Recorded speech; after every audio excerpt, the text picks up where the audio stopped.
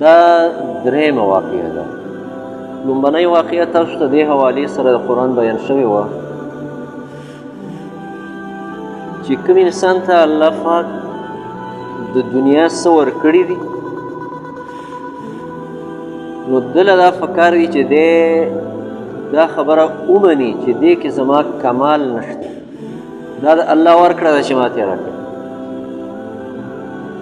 او د هغې نه د الله پاک چې کوم حق دی هغه ترې نه ادا کړي. د سوره قلم واقعه چې وه هغه دغه حوالې سره. دویمه واقعه د سوره کهف کې چې تېره جمعه کومه بیان شوه هغه هم دې حوالې سره وه چې د دنیا په څیزونو باندې کبر او لویي نه ده پکار. چا چې په دنیا باندې او د دنیا د وسایلو په وجه باندې کبر کړی او لویي کړې ده، الله پاک د هغې نه هغه نعمت اخیستی دی او د هغه کبر سزا یې ورله ورکړې ده. دا درېیمه واقعه چې ده دا قرآن مجید کې دې حوالې سره ده چې په خپل علم او په خپله پوهه باندې لویي نه ده پکار، عجب نه دی پکار. ځکه علماو لیکلي چې د مال او دولت د کبر نه د علم کبر چې دی دا څو چنده ډېر لوی کبر دی او الله ته ډېر زیات ناخوښه دی.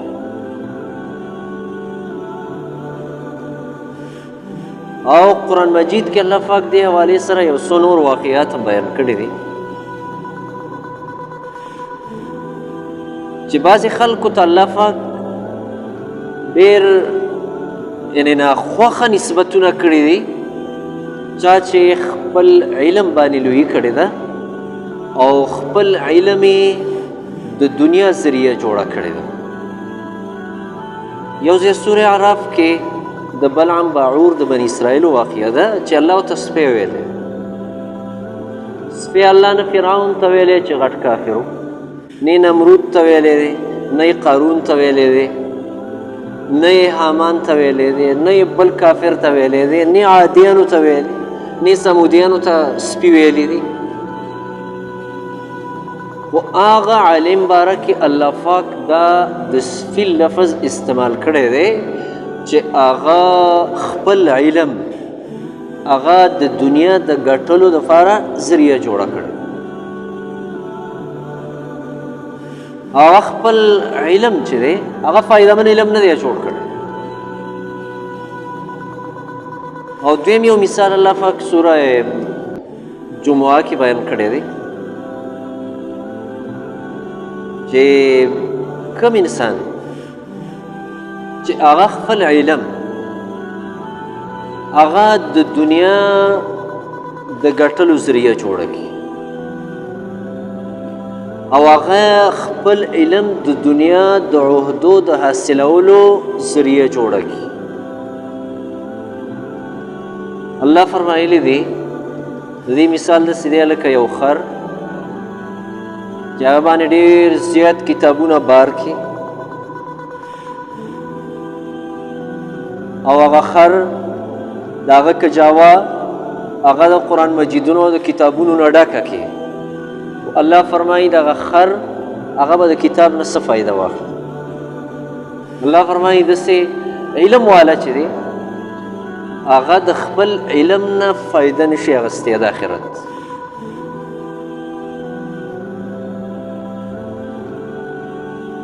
دا واقعه هم دې حوالې سره ده، دا هم سوره کهف کې ده دا واقعه. ځکه الله قرآن کې یو ځای فرمایلی دی چې وفوق كل ذي علم علیم، هر علم والا داغه د پاسه د بل علم شته. دنیا کې د ټول علم یا د ټولو علمونو احاطه دا هیڅوک هم نشي کولی او نه چا کړې ده. په علم باندې په دنیا کې هیڅوک هم دا پوره کېدی نشي.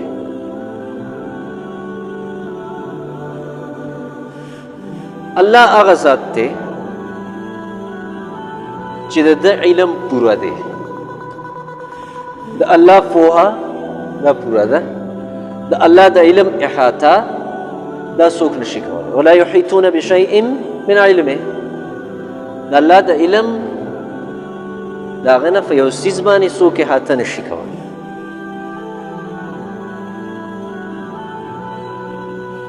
موسی علیه السلام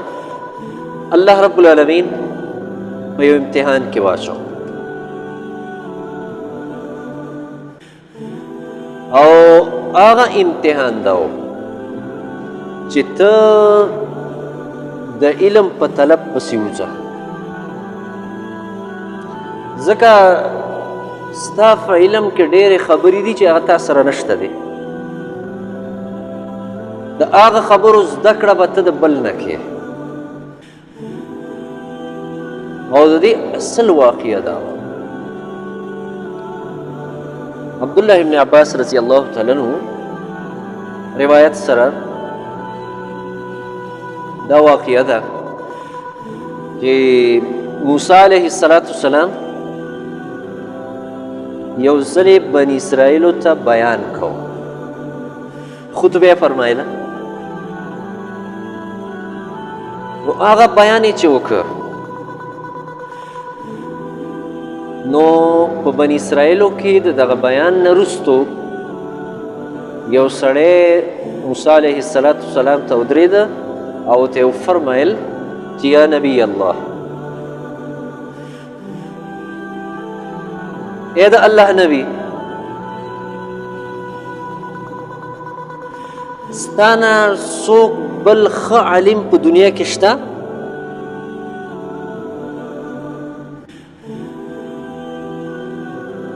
هل تعلم احدا اعلم منك؟ ته داسې څوک پېژنې چې هغه ستا نه په علم کې زیات او تا نه ډېر ښه عالم وي؟ موسی علیه السلام ورته وفرمیل لا نعرفه، نه زه بل څوک داسې نه پېژنم چې هغه به زما نه د زیات علم والی. دا خبره د موسی علیه السلام صحیح وه، دا خبره یې ټیک وه. د پیغمبر نه په هغه زمانه کې د چا علم هم زیات نشي کېد، ځکه هغه سره د وحي علم یا سره ډایرکټ د وحي رابطه وي.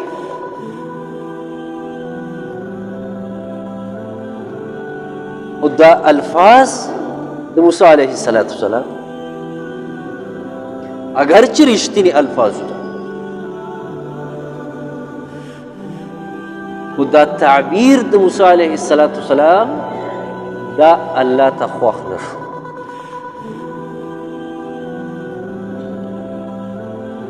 هغه یې په یو ابتلا کې واچو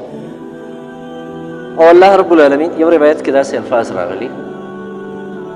چې الله رب العالمین ورته وفرمیل یا موسی، تا د دې خپلې پوهې او د علم نسبت دا خپل ځان ته وکړه. ای موسی، تا د دې خپل علم نسبت دا الله طرف ته ولې نه کوو چې الله د ټولو خلکو نه ډېر عالم دی، ټول مخلوق نه زیات علم والا دی، او الله زما نه ډېر عالم دی. د دې تعبیر د وجې نه الله ته وفرمیل چې د دنیا په دې مخلوق کې داسې سړی شته دی هغه سره د څه خبرو علم دی چې ما ورکړی چې هغه تا سره نشته، د هغه په طلب پسې وځه. موسی علیه السلام ورته وفرمیل یا رب، دا سړی به زه کوم ځای پیدا کړم ما ته د هغه ځای وښایه د هغه نښه نښانه راته وښایه الله رب العالمین ته وفرمیل یو مۍ به راواخلې او هغه به ځان سره پوخ کړي او هغه به ځان سره واخلي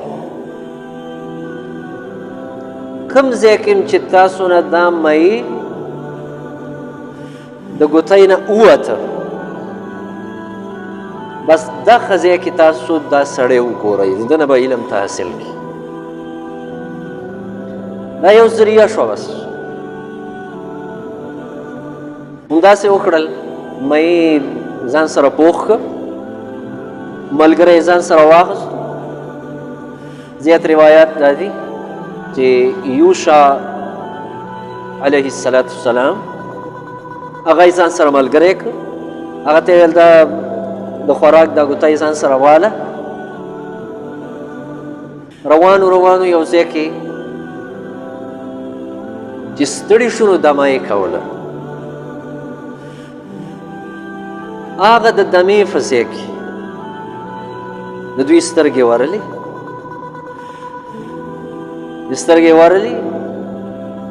هغه مایې په هغه ګوتۍ کې خوځېدل شروع کړه او ګوتۍ نه ووته دا ملګری رایښ شو ورته کتلې چې هغه لاړه او سمندر اوبو ته هغه مایې ورغې او فاتخذ سبیله فی البحر سربا دې مایې هغه خپله لار په سمندر کې ونیوله او سربا یو سورنګ غونته وچه لار وه چې مایې به ورته مخکې به ورته لار وچېدله سمندر به ورته وچېده روان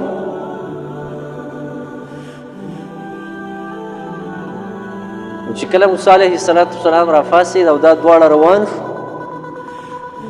د دې ملګري نه دا خبره هېره شو چې هغه مایې خو زما نه د ګوتۍ نه وتې سمندر ته تللی دی دوی ډېر مزل وکړ ورځ او شپه مزل یې وکړ چې کله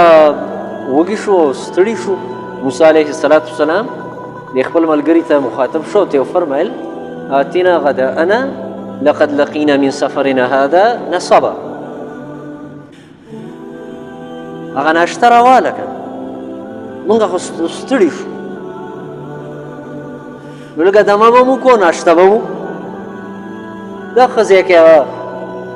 ملګري ته رایاد شو نو هغه ورته وفرمیل چې ارأیت اذ اوینا الى الصخره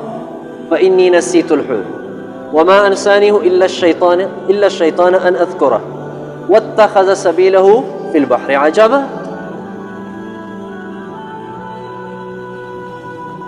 هغه ځای چې ما تاب کې دمه کوله او هغه کاڼي ته کېناستو او ډډه مو وهله هغلته دا واقعه مخې ته راله چې هغه کب چې و مۍ هغه ووته د ګوتۍ نه ولاړ سمندر کې عجیبه غونته لار وه بس پکې روان موسی علیه السلام ورته وفرمیل چې ذلک ما کنا نبغي دغه خو هماغه ځای و که نه چې ما او تا د څه دپاره راوتي وو مطلب دا چې هلته دې راته ولې نه ویلې دا خو زما او ستا مقصد و دغه ځای فارتد على آثارهما قصصا الله فرمایي دواړه راوګرځېدل او په خپله قدمونه چې د دې مخې پیتلي وو په هماغه قدمونو باندې واپس په هغه لار را روان شو خپلو کې خبرې اترې کولې هغه ځای ته راورسېدل هغلته چې راورسېدل هغلته یې وکاته چې یو سړی ناست دی او روایتو کې راځي خپل ځان یې کپړو کې رانغښتی دی پټ کړی دی یو روایت کې راځي څادر یې په ځان باندې راښکلی و ځان یې پټ کړی و موسی علیه السلام سلام واچو السلام علیکم هغه ویل وعلیکم السلام او یې فرمایل انا بارضک السلام دا په دې ځمکه باندې سلام د کوم ځای نه راغی یعنې دلته دا څوک دي چې راله او سلام یې ورکړ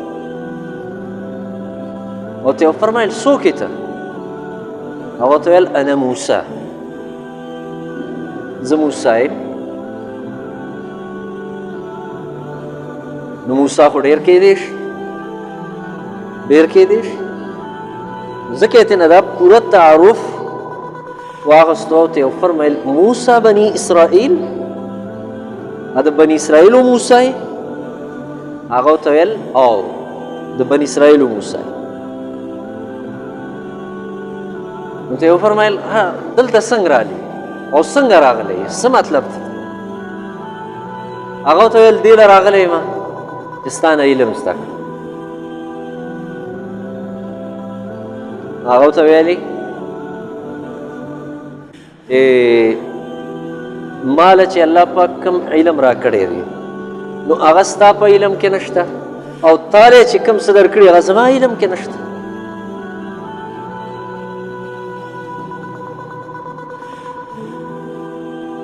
او روایاتو کې راځي دغه ټیم باندې یو چرچڼه راغله یو مرغۍ راغله او د سمندر په یو کښتۍ باندې کېناسته او د سمندر نه یو څاڅکی اوبه راوچتې کړې نو ته یې وفرمیل ای موسی زما او ستا علم د الله د علم په مقابله کې دومره نه دی لکه دا سمندر چې دغه لکه دا یو څاڅکی چې د مرغۍ اوچت که دا د دې سمندر په مقابله کې څه نه دی یعنې د دې ځای نه د موسی علیه السلام تربیت شروع که او ته یې وفرمیل چې د علمونو نسبت الله ته پکار دی ځکه د الله سره د علمونو خزانې دي دغه د علم خزانې د الله نه سوا بل چا سره نشته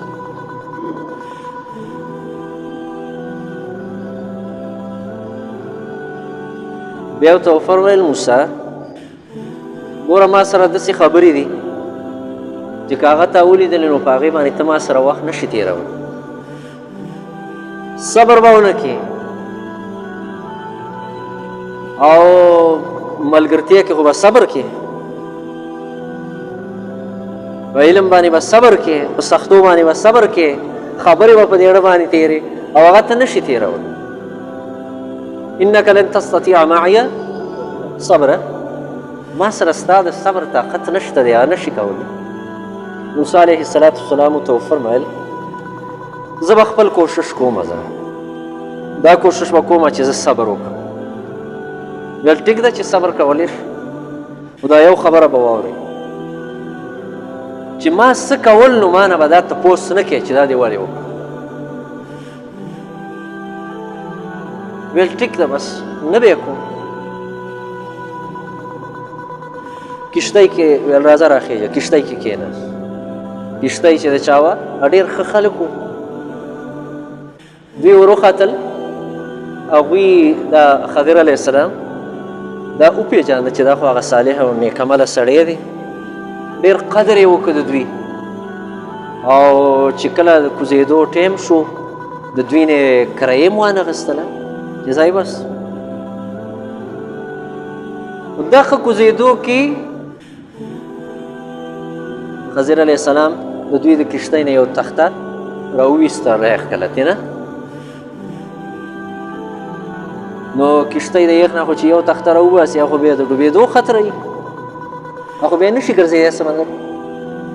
چې دا یې وکړه موسی علیه السلام فوري هغه خبره ترېنه هېره شوله چې زه به تا نه تپوس نه که موسی علیه السلام د هغه جلالیت چې و هغه زیات و غوسه یې زیاته وه ستاسو خیال تاسو قرآن مجید کله لولئ د ټول نه زیات واقعیت پکې د موسی علیه السلام دي او په قرآن کې د هارون علیه السلام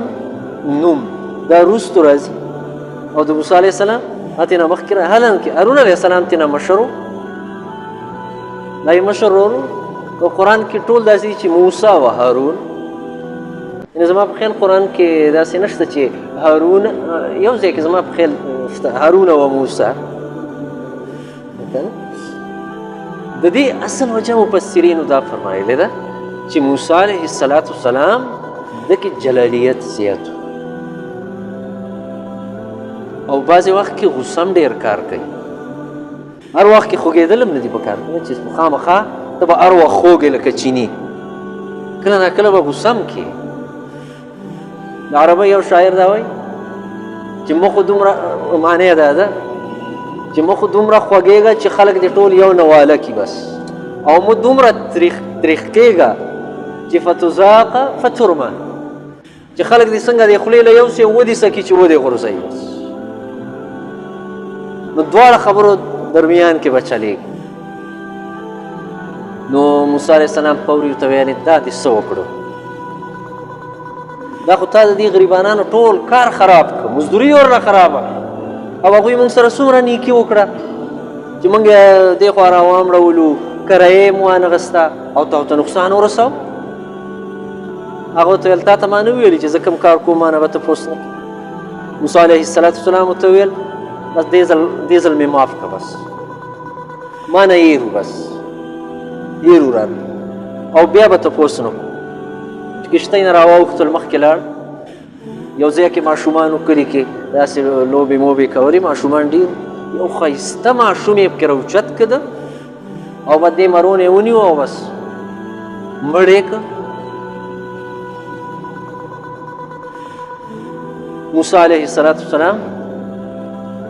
هغه کښتۍ نه وه برداشت کړې نو دا به یې څنګه برداشت کړې دې وفرمیل دا خو دې ډېر زیات نوکره یعنې عجیبه غونته کار دی وکړه دا دې ماشوم څه ګناه کړې وه چې تا ماشوم دې قتل کړ هغه ورته ویل تا ته ما نه ویلي موسی علیه السلام ترې نه بعد دې ځل په دې ځان خلاص کړی چې دې ځل یې معافي وکړه غلطي وشوله را روان وخت کې که مې نه بل تپوس وکړو بیا بس زما او ستا ملګرتیا نه کړي مخکې روان شو یو کلي له ورغلو کلي له ورغله کلیوالو نه یې شپه وغوښته او مېلمستیا یې ترې وغوښته کلیوالو ورله نه ډوډۍ ورکړه نه یې خوراک ورکړه د مېلمستیا نه یې ته انکار وکړه داسې شته دی دنیا کې ډېر خلک نو چې کله سهار شو رڼا ولګېده یو دیوال دی اوس دا داسې شوی دی رالوېدو واله دی د موسی علیه السلام ته ویل راځه شا به بس بډې راووهه دا به ورانه دا دیوال او بیا به یې جوړ چې دا راونه لوېږي نو هغه ورته ویلې ګوره بېګا دې خلکو موږ له نه ډوډۍ راکړه نه یې لاله څښکل راکړه مېلمستیا ونه کړه ته له اوس دیوالونه جوړې هغه ورته ویل ټیک ده بد دا زما او ستا هذا فراقو بیني و بین بد دا زما او ستا د جدایۍ آخري خبره اوس دا دی چې دا کومې درې کارونه مې وکړه د دې جوابونه الله در کوم دا په علم کې راوله دا کښتۍ چې وه دا د دوو مسکینانو وه دا یې د مزدورۍ ذریعه وه او وروستو یو ملک یو بادشاه را روان او هغه طریقه دا وه چې هغه د بیګار دپاره کښتۍ نیولې نو دې نه مې دا تخته ځکه راویسته چې دا چې کله دلته راشي وبیا ګورې بس دې نه تېر شئ دا نه ده ټیک دلته چې پولیس والا دغه نیسي که نه بیګار دپاره ګاډي دا ډریورانو ته اکثر چېرته تار مار پکې راوباسي نو که هغوی سټاټۍ هم نه سټاټېږي هغه بیګار نه ځان بچ کړي که نه نو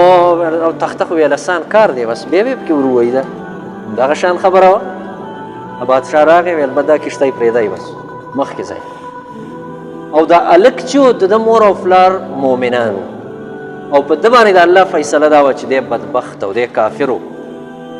نو که دی راغټ شوی وی ده به د کفر او د بدبختۍ کارونه کولې نو همغه مور او پلار به یې په یادېدلې دوی له به الله پاک د دې نه بل ښه صالح او نیک عمله ورکړي دا هم چې ځکه لرو او دا دیوال چې و که نه دا د یو دوو یتیمانو او د دویم پلار ډېر صالح انسان و دوی له د دې دیوال لاندې په میراث کې یو خزانه یې ایښې وه نو که دا دیوال په خپله رالوېدلی وي نو هغه خزانه به ښکاره شوې وي کیدای شي بل چا وړې وي او هغه دې ماشومانو ته هغه دغه پرېښی و خط چې به دې کې نه لایښې ده دا مې ځکه ورانه کړه چې په خپله راونه لوېږي او بیا چې کله دوی راغټ شي دا دیوال به وران کړي په خپله بیا به ترې خپله خزانه راوباسي واقعي چې دا درې واړه خبرې د موسی علیه السلام په علم کې نه وي خو د هغه په علم کې وي الله رب العالمین موسی علیه السلام ته دا امتحان دا ازمایش دا د علم طلب دا د دې دپاره وښوده چې آینده دپاره چې څوک هم دا خبره ونه کړي چې زما نه ښه عالم بل نشته زما نه ښه عالم بل نشته عاجزي پکار ده په خپل علم باندې دا واقعات صرف واقعات نه دي دې کې یو مقصد ډېر لوی مقصد د قیامت ورځې پورې دا یو مقصد دی واقعه کې پروت دی چې هېڅوک هم د علم احاطه نشي کولی ټول علمونه څوک هم په خپلو دماغو کې نشي ایښودی سوا د الله نه سوا د الله نه او د هر پوهه د پاسه بل پوهه او د بل د پاسه بیا بل پوهه په خپل علم باندې غرور نه دی پکار خپل علم باندې کبر او لویي نه ده پکار د علم سره عاجزي او نیک اخلاق دا ښایسته مزه کوي د علم سره کبر او بد اخلاقي چې ده دا مزه نه کوي دا مزه نه کوي خپل علم دا په عمل کې راوستل دي عمل کې او د نورو دپاره خپل علم د فایدې ذریعه جوړول پکار دي دا د دې واقعي مقصد الله رب العالمین دی زمونږ ستاسو علم نافع جوړ کړي اللهم صل علی محمد وعلى كما صليت على ابراهيم وعلى اللهم انك عفو تحب العفو فاعف عنا یا الله تعالی راضي شي ګناهونه معاف کړي صغیره او کبیره ګناهونه معاف کړي د ژوند خطاګانې معاف کړي یا الله د خیر فیصلې په موږ راولېږي یا الله د فلسطین د مسلمانانو مدد وکړي یا الله د فلسطین د مجاهدینو مدد وکړي یا الله رب العالمین کوم ځای کې چې مسلمانان تکلیف کې دي یا الله دغه تکلیفونو نه راوباسي کوم ځای کې مجاهدین ستا په لار کې جنګېږي یا الله ته حامی ناصر او مددګار شي مرحومه دعا کې یاده کې اخلاص یا الله ته مغفرت نصیب کړي یا الله جنت الفردوس نصیب کړي یا الله رب العالمین د ژوند د نیکو اعمالو پوره بدلې ورکړي او یا الله د هغې د بیماري د هغې د شهادت ذریعه جوړ کړي د مغفرت ذریعه جوړ کړي بچي صالح او نیک عمله کړي اسماندګان له صبر جمیل ورکړي وصلی الله تعالی